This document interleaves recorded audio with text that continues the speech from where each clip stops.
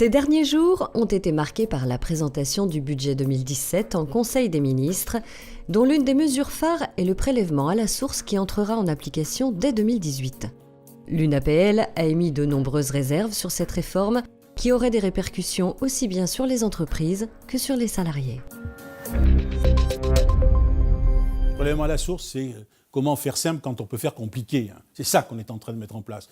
En clair, on va complexifier à la fois la vie des entreprises et à la fois la vie des contribuables. En clair, les entreprises vont devoir faire des déclarations fiscales pour le compte de leurs salariés, se transformer en percepteurs, en collecteurs d'impôts.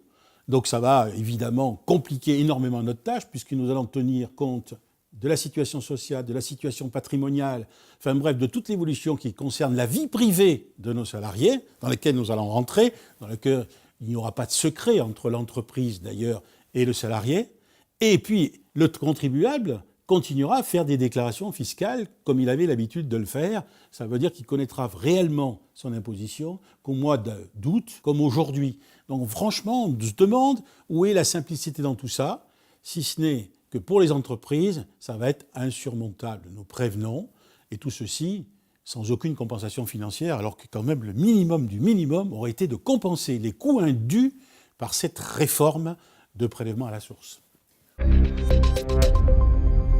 Cette tension sociale, c'est peut-être l'essentiel au sein de nos entreprises. En effet, nous allons devoir rémunérer, apporter un salaire à nos salariés de façon différente en fonction de leur situation patrimoniale, de leur situation familiale, et non pas en fonction de leur responsabilité et de leur poste de travail au sein de l'entreprise. Parce que ce qu'ils vont gagner à la fin du mois, leur salaire net, va être fonction non seulement, évidemment, du salaire qui est le leur, mais aussi de leur charge fiscale. Ainsi, si vous êtes marié ou si vous vivez avec une personne qui a des hauts revenus, eh bien vous serez pénalisé vous-même pour votre salaire net à la fin du mois qui sera moins élevé. J'ajoute que nous aurons des tensions sociales. Lorsque, par exemple, la pression fiscale augmentera, eh bien, mathématiquement, le revenu, le salaire net perçu par nos salariés va baisser.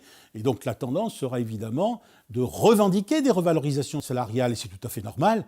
Eh bien, nous devrons, nous, entreprises, compenser des augmentations de la pression fiscale alors que ce n'est pas du tout de notre ressort. C'est vraiment une très mauvaise réforme parce qu'elle ne répond à aucun des objectifs. D'abord, les Français ont raison de considérer qu'il est normal que le prélèvement de leur impôt soit contemporain de leurs revenus. C'est une bonne idée. Le problème, c'est qu'on apporte une mauvaise solution à une bonne question. Ça veut dire qu'on aurait très bien pu ne pas passer par le biais des entreprises et prélever directement sur les comptes bancaires des Français. On aurait pu aussi faire en sorte d'avoir un autre mécanisme, comme par exemple la généralisation du prélèvement mensuel. C'est très simple. Aujourd'hui, nous avons une mensualisation de l'impôt qui existe. C'est un impôt qui est prélevé tous les mois sur 10 mois. Au lieu d'avoir un prélèvement sur 10 mois, on aurait très bien pu le mettre sur 12 mois. Et le taux était joué et c'était beaucoup plus simple à mettre en œuvre. D'ailleurs, j'observe que c'est ce que nous avons retenu pour le paiement de l'impôt pour les indépendants. Alors que pour les salariés, on a mis en place un prélèvement à la source. Vous voyez que nous ne sommes pas dans une situation qui est équivalente. Eh bien franchement, je crois qu'on aurait pu faire l'économie d'une telle réforme, qui n'en est pas une d'ailleurs.